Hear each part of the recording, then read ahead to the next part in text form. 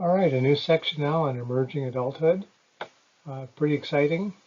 Um, and of course, the first chapter in this section, chapter 17, is on biosocial development. During this period between ages 18 and 25, it's most widely thought of as a separate developmental stage. Millions of young people now hover before full adulthood. They're getting ready to go. Strong and active bodies, emerging adults are usually in good health. Traditionally, this time period is where hard physical work happens and childbearing. Physical work and parenthood are no longer expected by every adult in the 21st century. Times are changing. Because of food availability, most emerging adults have reached full height, usually girls by 16, boys by 18. Muscle growth and fat accumulation continue into early 20s when women attain adult breast and hip size and men reach full body width and upper body strength. Death from disease almost never occurs during this emerging adulthood period. So this is a chart that looks at respondents who reported feeling disabled by chronic illness. You'll notice that this time period is the lowest in the entire lifespan. By the age of 20, the immune system is well developed. Usually blood pressure is normal, teeth develop, no new cavities, heart rate is steady, the brain is fully grown, the lung capacity is as large as it will ever be. Senescence is the process of aging where the body becomes less strong and efficient. And this begins in late adolescence. So things are starting to change, peaking and starting to change the other direction. Once men avoided washing hands, it was too ladylike. Now scientists believe that hand contact spreads every virus, including coronavirus, from the common cold to SARS. And actually, coronavirus is a form of SARS. Here's fame for our driver, Fernando Alonso, joins UNICEF for Hand Washing Day. Unused potential, there's an organ reserve, the capacity of organs to allow the body to cope with stress via extra unused functional ability. Maximum strength begins to decline by age 25. 50-year-olds retain 90% of their muscle reserve that they had at age 20. The bodies are in a balanced state. One's called homeostasis, the adjustment of all body systems to keep physiological functions in a state of equilibrium. As the body ages, it takes longer for those adjustments to occur, so it becomes harder and harder for older bodies to adapt to stress. Nutrition and exercise underlie health at every age. Allostasis, on the other hand, is a dynamic body adjustment that affects overall physiology. Homeostasis requires an immediate response from the body systems, whereas allostasis refers to long-term adjustments. Allostatic load refers to the wear and tear on the body that results from either too much stress or inefficient stress management.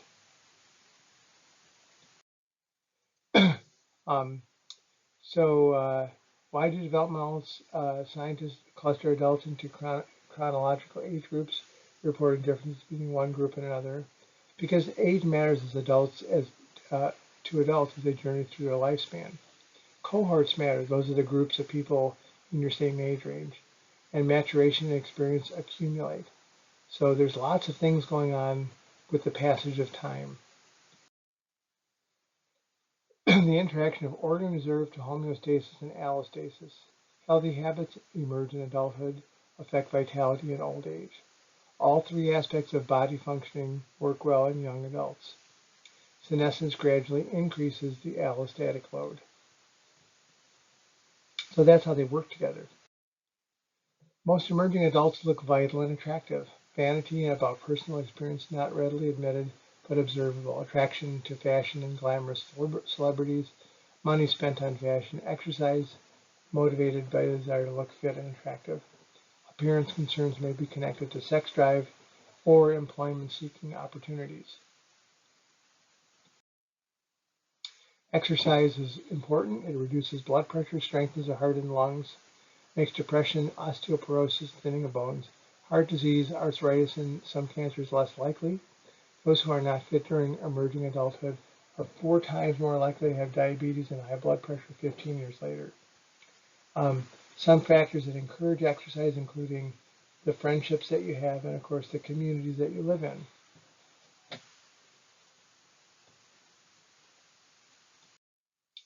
Eating well, of course, is important at every stage of life. Diet affects future development, reduces allostatic load.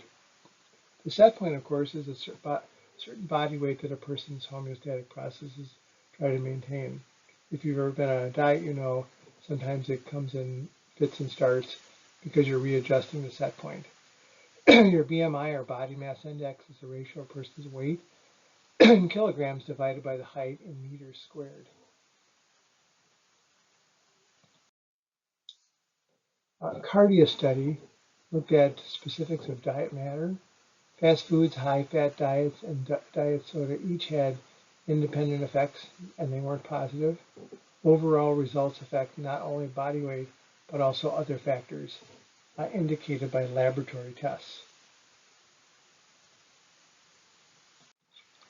There's a link to the cardia study in the course information. Be sure to take a look at it.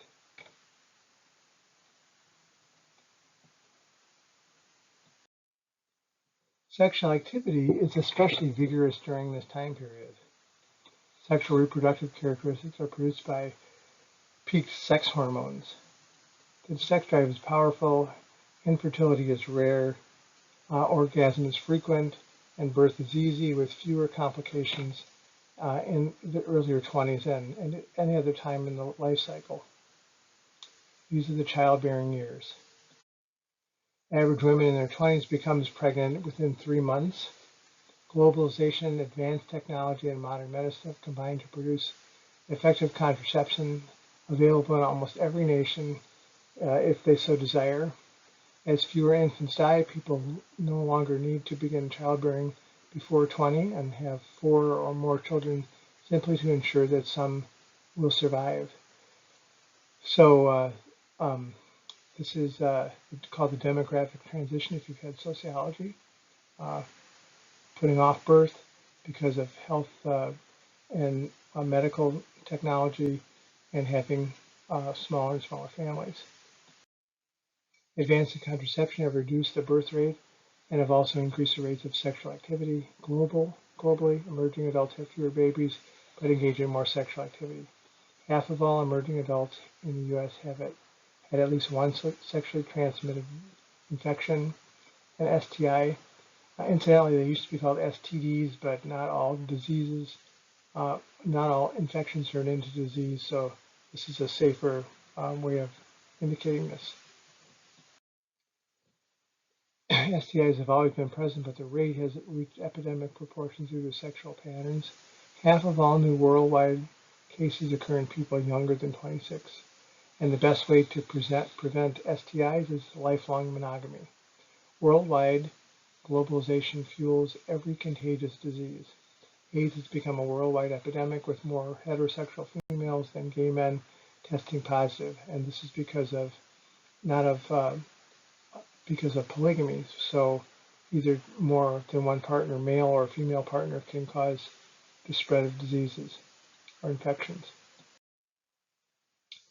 One common consequence of sexual patterns is emotional stress as the relationship begins and ends.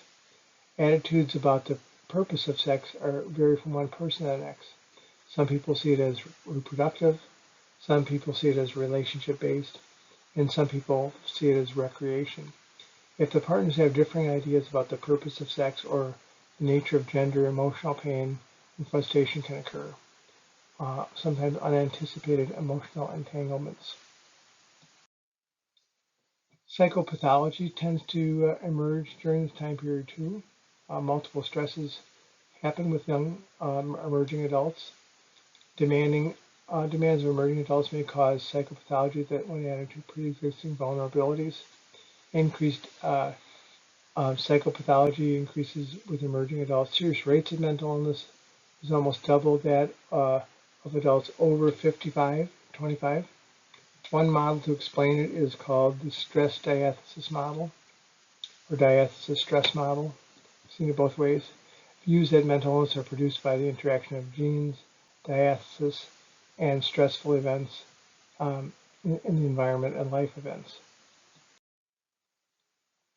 Before they reach the age of 30, 8% of U.S. residents will suffer a mood disorder, which includes bipolar disorder and severe depression. It's not called mania anymore, it's called bipolar disorder, as opposed to unipolar disorder.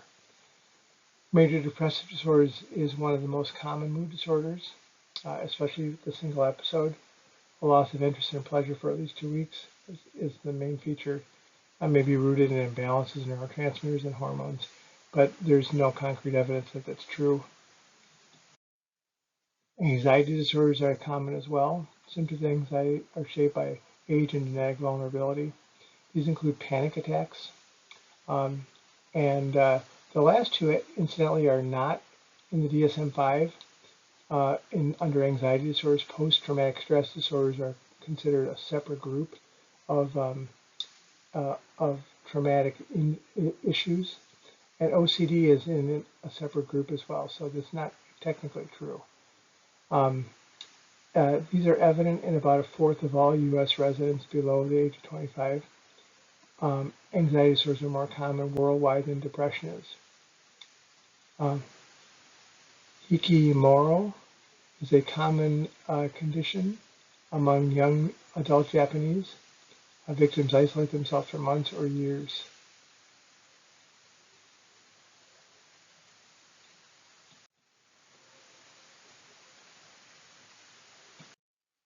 Schizophrenia is typically a mental illness that emerges during this time period. It's fairly uncommon. It involves about 1% of adults, characterized by disorganized and bizarre thoughts, delusions, hallucinations, the inability to take care of oneself. Schizophrenia means there's a schism or a gap between thoughts and feelings. Risk factors especially include genetics, and there's some evidence that there may be some brain issues involved, but for all we know about schizophrenia, we know have more questions than we actually have answers to. Emerging adulthood is marked by a greater willingness to take risks of all sorts, not just sexual ones. They enjoy danger, driving without seatbelts, carrying guns, trying addictive drugs. And some of the reasons for increased risk-taking, not as a mental illness, but just as a feature of that time period, are both social and biological. There are 7 serious years. This shows the gap it's in the light green color. Those years are showing increased in homicides. In fact, as offenders, it's the largest group, and almost the largest group with victims as well. So it can be a pretty serious time period. Edge work involves occupations, recreational activities, and other ventures involving some degree of risk or danger. The prospect of living on the edge makes edge work compelling to some individuals.